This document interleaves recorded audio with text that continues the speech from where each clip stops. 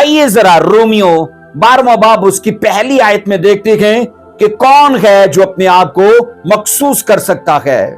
यूं लिखा है, बस ए भाइयों, मैं खुदा की रहमतें याद दिलाकर तुमसे इल्तमास करता हूं कि अपने बदन ऐसी कुर्बानी होने के लिए नजर करो जो जिंदा और पाक और खुदा को पसंदीदा हो, यही तुम्हारी माकूल इबादत है। सवाल यह है, माकूल इबादत कौन सी है? सवाल कर रहा हूं कि माकूल इबादत कौन सी है। तो दरअसल माकूल इबादत यह है, हम क्या अपने बदनों को खुदा के लिए नजर कर चुके हैं? आपको अगर चर्च जाते 20 साल 30 साल हो चुके हैं और अभी तक आपने अपने बदनों को खुदा के लिए नजर नहीं किया, आपने अपने आप को खुदाई कामों के लिए वक्फ नहीं किया, आप एक सिलेक्टेड, आप एक डेडिकेटेड, कॉन्सिक्रेटेड लाइफ नहीं जीते हो, तो वो इबादत बेकार है। वो इबादत जो कर रहे हो ना, वो इबादत नहीं है। क्योंकि यहां पर लिखा है, बस ए भाइयों, मैं खुदा की रहमतें याद दिलाकर तुमसे इल्तमास करता हूं। अब ये खास हिस्सा जिस पर आपकी तवज्जो चाहिए कि अपने बदन ऐसी कुर्बानी होने के लिए नजर करो जो जिंदा, पाक और खुदा को पसंदीदा हो, लिखा यही तुम्हारी माकूल इबादत है। तो याद रखिएगा अजीजों, माकूल इबादत इसमें है कि हम अपने आप को वक्फ करें। माकूल इबादत इसमें है हम अपने आप को खुदा के लिए नामजद करें। माकूल इबादत इसमें है कि हम अपने आप को मखसूस करें सिर्फ खुदा के लिए।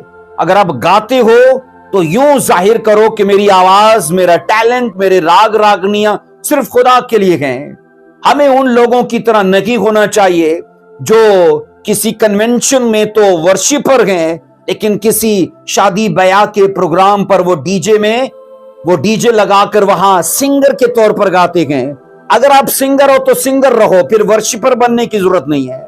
लेकिन अगर आप वर्शिपर हो तो फिर आप एक हद में जियो, अपनी लिमिट में जियो, उसे क्रॉस मत करो, और आप वर्शिपर बनकर आप उसकी सताइश ही करते रहो, तो खुदावन आपको बढ़ाएगा, आपको बरकत देगा, आपको ऊंचाइयों के रास्तों को खोलेगा। सो अजीजों, याद रखिएगा, नजर करने का मतलब है अलग करना, वक्फ करना अपने आप को। और यहां पर मैं आपको बताना चाहता हूं, इस आयत मुकद्दसा में जिस फर्ज पर जोर दिया गया ना, वो फर्ज क्या है? नजर करो अपने आप को। जो चीजें नजर कर दी जाती हैं, बो दी जाती हैं, उस पर फिर बोने वाले का हक नहीं रहता, इसलिए कि वो चीजें अब खुदा की हो चुकी हैं। अजीजों, बाइबल मुकद्दस ये कहती है कि दरअसल वो लोग जो अपने बदनों को वक्फ नहीं ना करते, उनकी इबादतें माकूल इबादतें है ही नहीं। शायद हम कहेंगे अपने आप को मुकम्मल तौर पर खुदा के लिए मखसूस करना या नजर करना बहुत मुश्किल है। ऐसा लोग बोलते हैं कि इन कवानीन को पूरा करना, इनके मुताबिक जिंदगी जीना बड़ा मुश्किल है।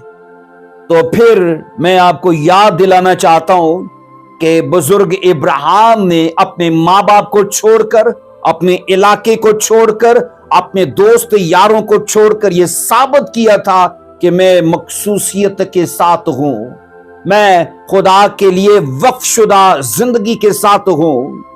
उसके बाद मर्द खुदा मूसा ने यह साबित किया था। जो ये बोलते हैं कि इन कवानीन को फॉलो करना मुमकिन नहीं है, तो मैं बताना चाहता हूं कि मर्द खुदा मूसा ने भी अजीजों ऐसा करके दिखाया है। ये लोग आसमान से थोड़ी उतरे थे, जमीन के थे। हमारे जैसी ख्वाहिशात, हमारे जैसे जज्बात थे इनके, हमारी जैसे एहसासात थे, लेकिन बाइबल कहती है इन्होंने कर दिखाया। अब यूसुफ की जिंदगी को पढ़ते हो, 17 साल की उम्र में ख्वाब आने लगे, और लिखा 13 साल आगे जो थे वो सारे के सारे उसके गुलामी में गुजरे। तो भी अब ये पढ़ते हो खुदा उसे हर जगह पर इकबालमंद कर रहा है, सरफराज कर रहा है, ऊंचा कर रहा है। और एक मौका वो भी आया जब उसे पाप की ऑफर हुई, जब उसे कहा गया कि थोड़ा वक्त मेरे साथ गुजार, अपना सारा दुख भूल जाएगा। लेकिन बाइबल कहती है यूसुफ तब भी जानता था کہ میں ایک ایسے پریوار سے ہوں جس کی بلڈ لائن میں وعدے ہیں، برکتیں ہیں، اگر وہ مجھ تک ٹرانسفر ہوں تو اس کے لیے مجھے کچھ مل پے کرنا پڑے گا۔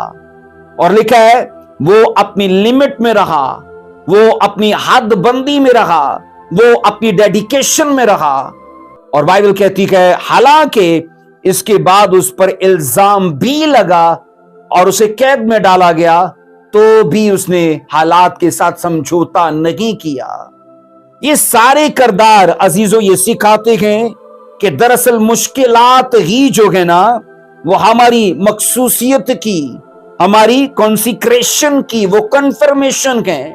اگر زندگی میں مشکلات نہیں آئی، پریشانیاں نہیں آئی، بیماریاں نہیں آئی، ہم نے تنگی کو نہیں دیکھا، غربت کو نہیں دیکھا، اور اگر یہ سب چیزیں دیکھی گئیں اور ہم اپنی مخصوصیت میں ہیں، تو یاد رکھنا وہ سب چیزیں پھر ہماری مخصوصیت کی تصدیق کرتی گئیں اور اس بات کی گواہی دیتی گئیں کہ دراصل یہ شخص اس زمین پر ان چیزوں کے لیے زندہ نہیں ہے، بلکہ وہ اپنی مخصوصیت کے ساتھ وفادار ہے، کیونکہ اس کی نگاہ اجر پانے پر ہے۔